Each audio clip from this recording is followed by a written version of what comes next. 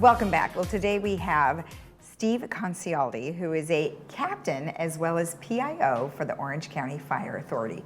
Well, welcome. Very nice to see you. It's been a while. Thanks, Lisa. It's great to be back here.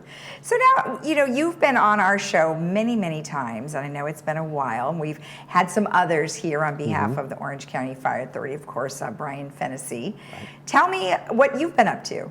What I've been up to, my kids. So I had a son that graduated from college and got hired with us. Oh, wow. August 1st, so he started our fire academy. My daughter's in nursing school. She's a senior at Point Loma. Wow. And I've been on for over 30 years now. Love my job. I enjoy what I'm doing. I'm a captain paramedic at a fire station in South Orange County. Okay. And then I still do the PIO. I'm involved in all kinds of stuff. Our Benevolent Association, our EMS cadre, the Laguna Fire cadre, basically from that 1993, the major fire. Right. And so we've been doing staff rides over the last couple years, just Okay. teaching firefighters from all over, and our firefighters and captains and officers and chiefs about that significant fire back in '93. Right, right. And of course, we don't just have fires out in fields.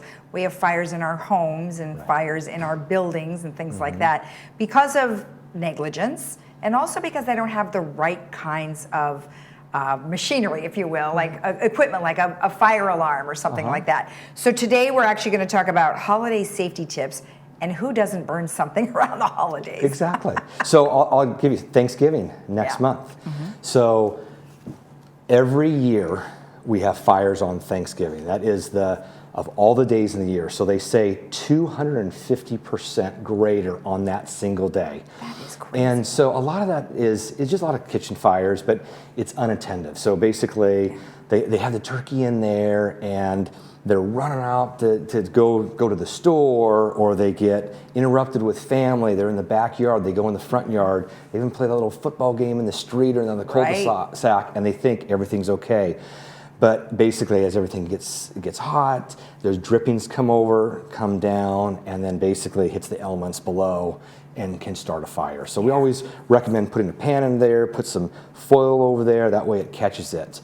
But we always recommend stand by your pan. So if you're cooking something in the kitchen, and I could tell you hundreds and hundreds of stories that I've been on of calls where they're in there and they get distracted by the Amazon driver, UPS, FedEx driver, and they end up talking, or they run out, the dog needs to go to the bathroom, they run the dog out just to the cul-de-sac, and they forget what was on the stove. Yikes. And so it's just stand by your pan. If you have something cooking, just stand by there, or set a little timer.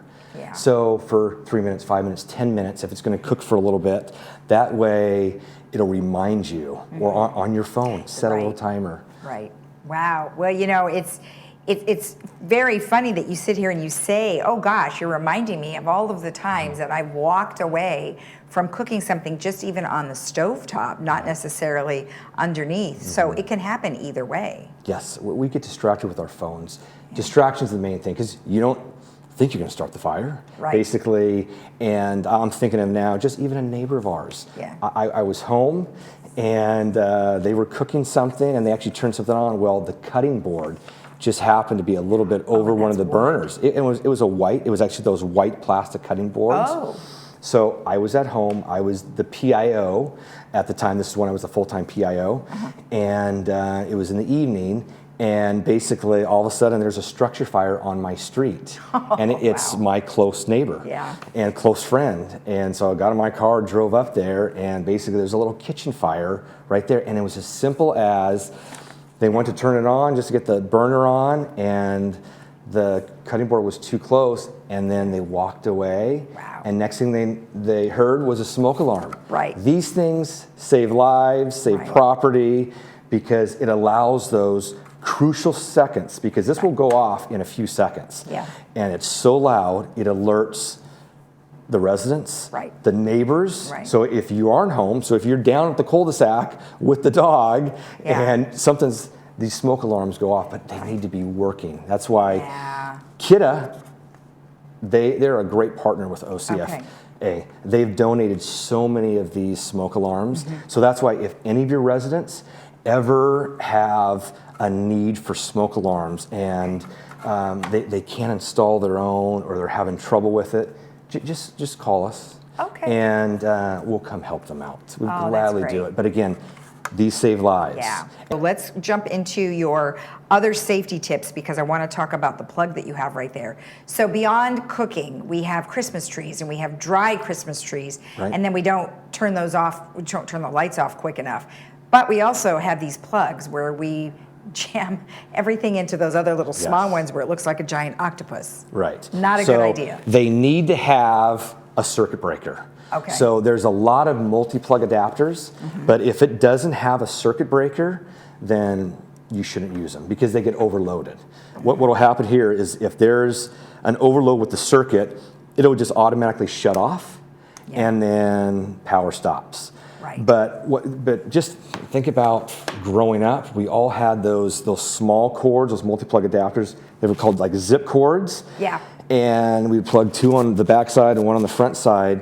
Well, there's been so many fires over the years. Yeah. They're not even allowed in any business at all. Completely been outlawed. Now, you can still use them in your home, but they've caused too many fires. So if you're going to use any multi-plug adapter, it has to have a circuit breaker, and you can Right. buy those. Right. So in that way, if you do leave your tree on for a while or something plugged in, if there is a short circuit, it'll trip it and it'll shut the power Right. off. Now, one thing I did want to ask you though is, what if you plug just a regular plug into the wall outlet that is a circuit breaker one? Does that count? That works too. Okay.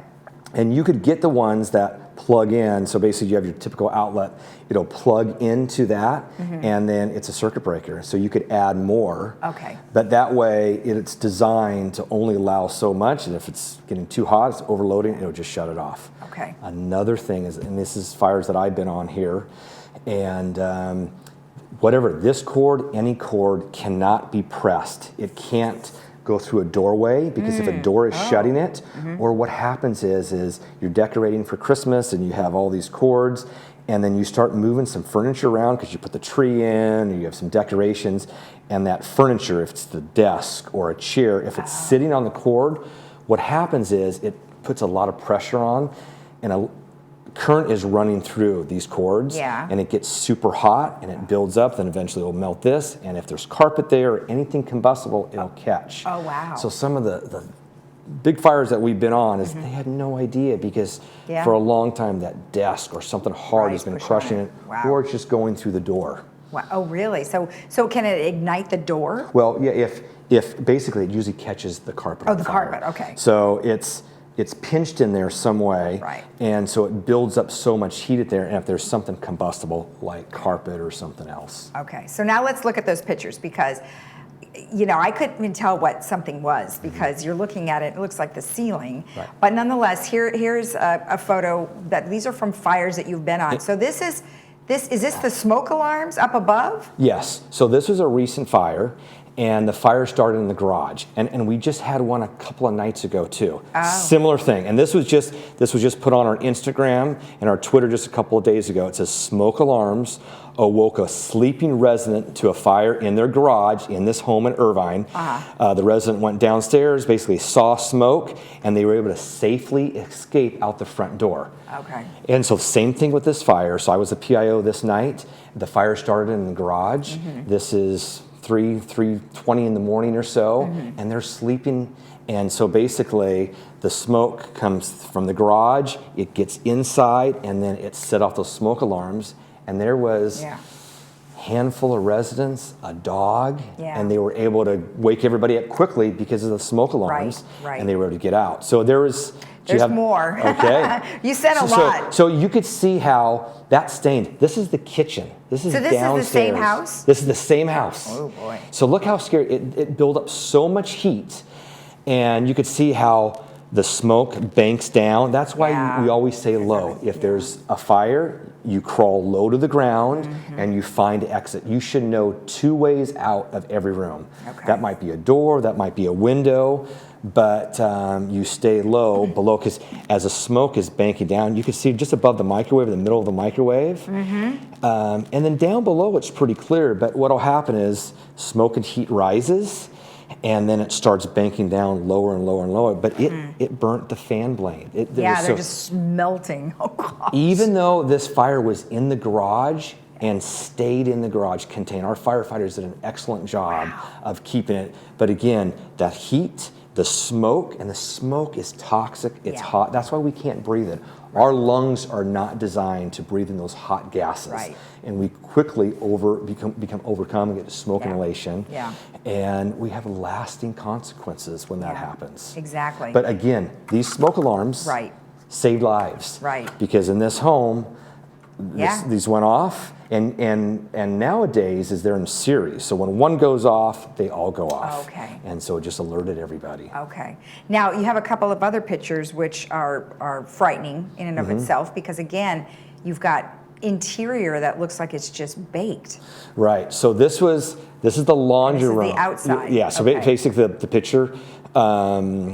Basically to your right there behind you, that was the garage. So the fire started in the garage. It basically banks up, it goes up, and some of the smoke gets into an upper window anytime you have windows open. Inside, it gets in out of the picture as I'm looking at the screen to my right there. That's the laundry room. And so even though that door is shut, smoke and heat is coming through there. And originally somebody opened that door and then they shut it. And so we always recommend, if there's a fire in any room, you shut the door behind you. So that's basically, they heard the smoke alarm, somebody opened and then realized there was a fire, shut that.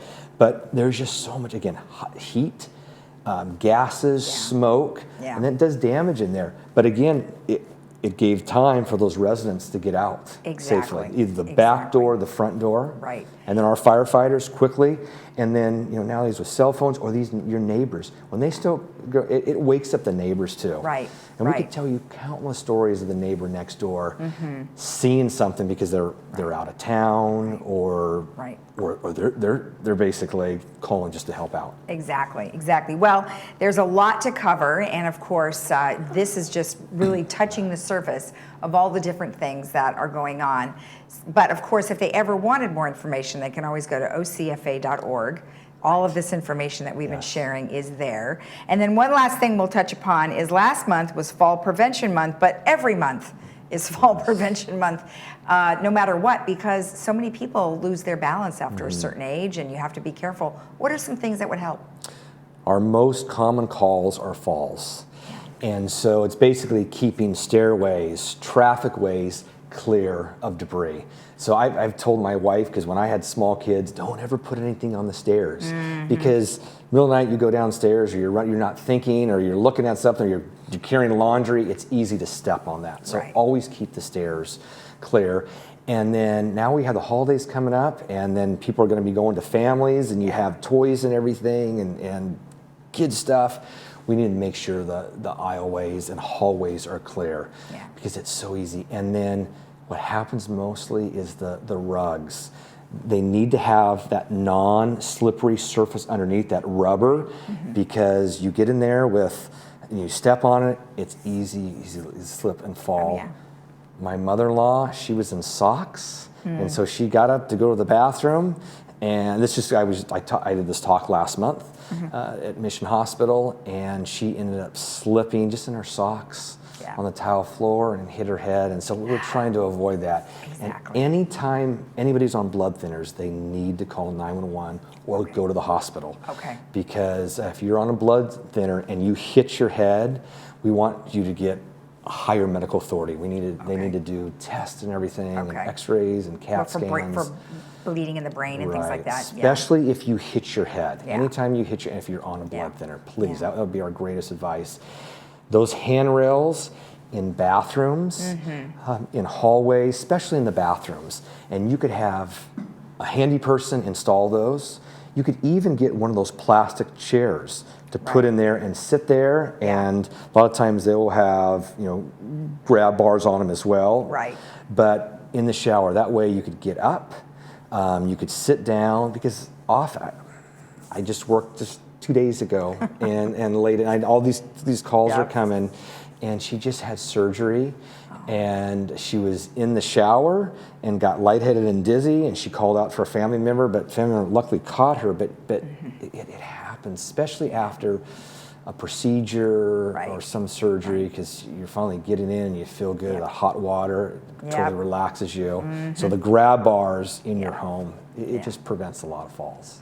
Well, there's a lot to be said to do what you're saying, and it's very difficult for us to remind ourselves of all these things, especially when we have parents that might be older and they need that extra help. So thank you so much for all these reminders. We appreciate it, and we hope to see you again. Yes. Thanks for having us on, Lisa. You're welcome. If you want more information about anything that we've discussed, of course, you can always go to ocfa.org. We'll be right back.